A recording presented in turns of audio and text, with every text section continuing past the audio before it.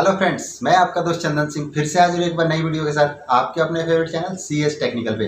दोस्तों, आज के इस वीडियो में मैं आपको बताऊंगा केंद्रीय विद्यालय द्वारा निकाला हुआ एक नोटिस जो कि उसने क्लास फर्स्ट में एडमिशन के लिए रिक्वायर्ड डॉक्यूमेंट को लेकर के निकाला था। तो वीडियो शुरू करने से पहले आज का अपडेट। तो जैसा कि आप लोगों को पता है कि पिछले कई दिनों से मैं लगातार केंद्रीय विद्यालय में क्लास फर्स्ट का जो लॉटरी लिस्ट आउट होना है उसको लेकर के डेली अपडेट दे रहा हूँ। तो 28 मई 2021 तक का आपको अपडेट दे चुका हूं कि अभी कोई नया नोटिफिकेशन या अपडेट नहीं निकाला गया है केंद्रीय विद्यालय संगठन द्वारा।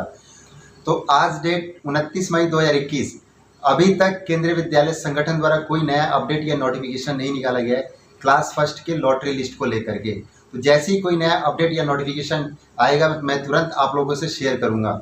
और साथ ही साथ मैं ट्विटर पे भी केंद्रीय विद्यालय संगठन को फॉलो करता हूं और हर न्यूज़पेपर में भी देखता रहता हूं कोई केंद्रीय विद्यालय संगठन से रिलेटेड न्यूज़ तो नहीं आया है। लेकिन मैं उन सभी पेरेंट्स से रिक्वेस्ट करता हूं कि आप सभी भी केंद्रीय विद्यालय संगठन की वेबसाइट को डेली चेक करते रहें ताकि आपको भी टाइम टाइम पे अपडेट मिलता रहे। तो चलिए शुरू करते हैं आज के वीडियो को। तो दोस्तों, आज के वीडियो में मैं आपको क्लास फर्स्ट में एडमिशन को लेकर के जो रिक्वायर्ड डॉक्यूमेंट होते हैं उसको लेकर के केंद्रीय विद्यालय ने एक ऑफिशियल नोटिस निकाला था जिसमें उन्होंने बताया था कि क्या क्या डॉक्यूमेंट्स रिक्वायर्ड होते हैं क्लास फर्स्ट में एडमिशन के लिए। तो आपने बहुत सारे वीडियोस देखे होंगे या आपने बहुत से लोगों से सुना होगा कि आपको क्या क्या डॉक्यूमेंट्स चाहिए क्लास फर्स्ट में एडमिशन के लिए। लेकिन शायद किसी ने आपको लीगल डॉक्यूमेंट दिखा करके या यूँ कहे कि ऑफिशियल डॉक्यूमेंट दिखा करके किसी ने नहीं बताया होगा कि ये डॉक्यूमेंट आपको चाहिए। और एक खास बात बता देता हूँ आप लोगों को कि बहुत ऐसे कम स्कूल होते हैं जो कि रिक्वायर्ड डॉक्यूमेंट को लेकर के नोटिफिकेशन या नोटिस निकालते हैं। तो चलिए अभी स्क्रीन पे चलते हैं और मैं आपको एक एक पॉइंट को हिंदी और इंग्लिश दोनों में बताऊंगा। और हाँ दोस्तों, एक और बात बता दूं कि इस वीडियो के लास्ट में एक ऐसे डॉक्यूमेंट के बारे में बताऊंगा जो कि आपको बहुत जरूरी होगा एडमिशन के लिए, और वो इस नोटिस में भी नहीं लिखा हुआ है। और इस नोटिस में जो जो डॉक्यूमेंट्स लिखे हुए हैं मैं उनको एक्सप्लेन करके ही बताऊंगा। और ऐसी बहुत सी बातें हैं जो इस नोटिस में नहीं लिखी हुई हैं। तो चलिए दोस्तों, अब स्क्रीन पर चलते हैं और मैं आपको दिखाता हूँ। तो दोस्तों, ये वो नोटिस है जो केंद्रीय विद्यालय बारगढ़ ने निकाला था एडमिशन के लिए रिक्वायर्ड डॉक्यूमेंट को लेकर के। आप देख सकते हैं यहाँ लिखा हुआ है document required for admission in class 1 session 2020-21। यानी ये पिछले साल का है जब केंद्रीय विद्यालय बारगढ़ ने निकाला था डॉक्यूमेंट को लेकर के। इसमें नीचे लिखा हुआ कि parents are requested not to gather in school premises visit the विद्यालय अनलेस दे आर कॉल्ड।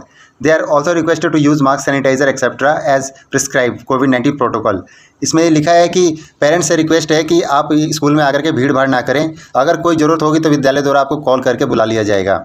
इसमें देखिए एक बहुत खास बात नीचे लिखा हुआ है कि the following documents are to be submitted in original along with self attested copies.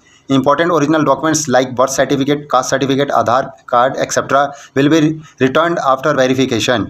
इसका मतलब ये है कि जो भी आपके नीचे डॉक्यूमेंट्स लिखे गए हैं ये सब आपको डॉक्यूमेंट जमा करने हैं ओरिजिनल, और साथ ही साथ इसकी फ़ोटोकॉपी सेल्फ अटेस्टेड की हुई। और जो आपके ओरिजिनल डॉक्यूमेंट्स है like birth certificate, caste certificate और आधार कार्ड, ये सब आपको वापस कर दिया जाएगा आपके डॉक्यूमेंट वेरीफाई होने के बाद। इसमें देखिए जो पहला डॉक्यूमेंट लिखा हुआ है वो ये है कि hard copy print out of the online application form sign by the parents. इसका मतलब ये है कि जो आपने ऑनलाइन एप्लीकेशन भरा था अपने बच्चे के एडमिशन को लेकर के, उसका प्रिंट आउट निकाल करके उस पर पेरेंट्स के साइन होंगे। जो पहला डॉक्यूमेंट है ये स्कूल के ऊपर डिपेंड करता है।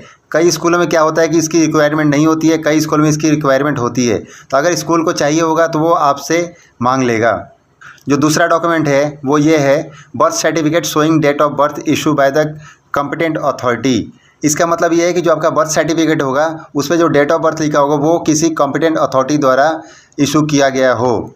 तीसरा डॉक्यूमेंट है वो ये है कि proof of residence, any of the proof issue by the government और government agency and in the name of the parents of the child. इसका मतलब ये है कि जो आप अपने रेजिडेंस का प्रूफ देंगे वो गवर्नमेंट या गवर्नमेंट एजेंसी द्वारा इशू किया हुआ होना चाहिए और उसमें बच्चे के पिता का नाम मेंशन होना चाहिए। जो चौथा डॉक्यूमेंट है वो ये है कि self declaration about the distance from KV Bargarh. यहाँ केवी बारगढ़ की जगह आपका स्कूल आ जाएगा जो आपके आसपास होगा जिसमें आपने अप्लाई किया होगा। इसमें आगे लिखा है द फॉर्मेट में बी डाउनलोडेड फ्रॉम द विद्यालय वेबसाइट। इसका मतलब ये है कि आपने सेल्फ डिक्लेरेशन करके देना है स्कूल से आपके घर के बीच के डिस्टेंस को, क्योंकि केंद्रीय विद्यालय का एक रेडियस बनाया होता है जिसमें कि जो स्टूडेंट्स होते हैं केवी के वो उस रेडियस के अंदर में उनका घर होना चाहिए। स्कूल से उनके घर की दूरी उसी लिमिट में होनी चाहिए। तो पांचवा डॉक्यूमेंट है वो ये है कि SC ST OBC NCL certificate issue by the competent authority. Certificate in the name of the parent may be accepted if it is in the name of the parent and undertaking should be submitted to submit the certificate in the name of the child within 3 months from the date of the admission। इसका मतलब यह है कि जिन parents ने अपने बच्चे के admission के लिए SC, ST, OBC, NCL का जो कोटा यूज़ किया है उसका सर्टिफिकेट उनको देना है, वो भी कॉम्पिटेंट अथॉरिटी के द्वारा इशू किया हुआ होना चाहिए।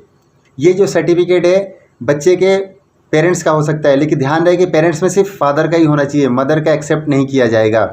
लेकिन आपको जो बच्चे का कास्ट सर्टिफिकेट है वो आपको एडमिशन के 3 महीने के अंदर आपको स्कूल में जमा करना होगा। जो छठा डॉक्यूमेंट है वो ये है कि SEBC certificate will not be accepted in leave of OBC certificate. इसका मतलब ये है कि अगर आपने OBC कोटे से अपने बच्चे के एडमिशन के लिए अप्लाई किया है तो SEBC का सर्टिफिकेट आपका एक्सेप्ट नहीं किया जाएगा, आपको OBC सर्टिफिकेट ही जमा करना पड़ेगा स्कूल में। जो 7वां डॉक्यूमेंट है वो ये है कि those are claiming EWS should submit valid document issued by the competent authority. It should be issued in the name of the parents only and the name of the child should be mentioned in that. इसका मतलब ये है कि जिन parents ने EWS कोटे से अपने बच्चे के एडमिशन के लिए अप्लाई किया है उनको बिल्कुल सही डॉक्यूमेंट देने होंगे जो कॉम्पिटेंट अथॉरिटी ने इशू किए होंगे, और उसके साथ साथ वो जो डॉक्यूमेंट होगा वो पेरेंट्स के नाम पे इशू होना चाहिए और उस डॉक्यूमेंट में बच्चे का नाम भी मेंशन होना ज़रूरी है।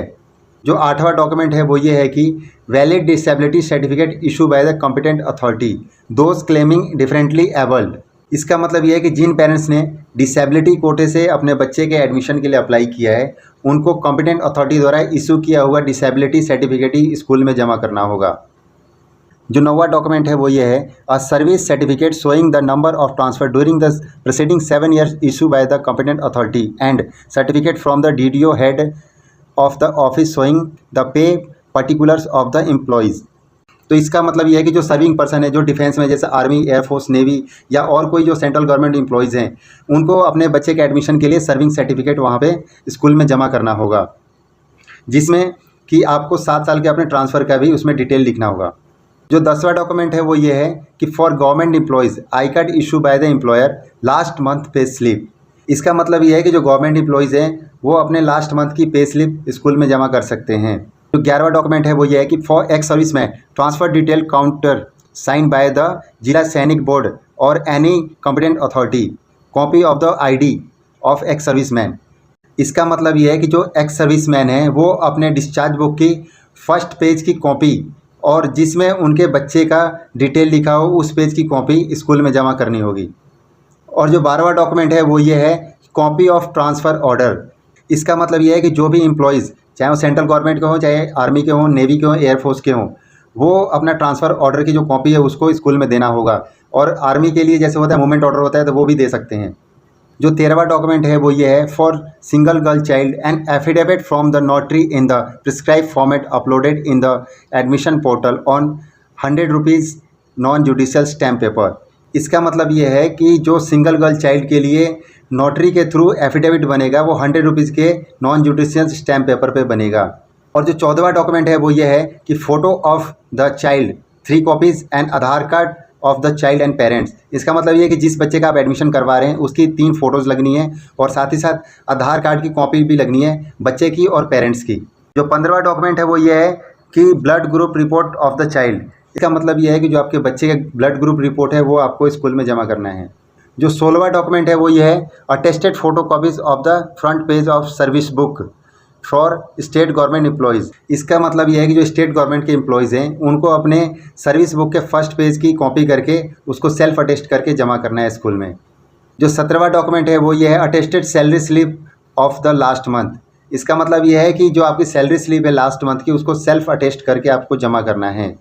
जो लास्ट 18वां पॉइंट है वो है कि any other documents as per situation demand and if required by the admission committee. इसका मतलब ये है कि अगर सिचुएशन के अकॉर्डिंग कुछ और डॉक्यूमेंट्स की डिमांड होगी तो वो आपको स्कूल द्वारा बता दिया जाएगा।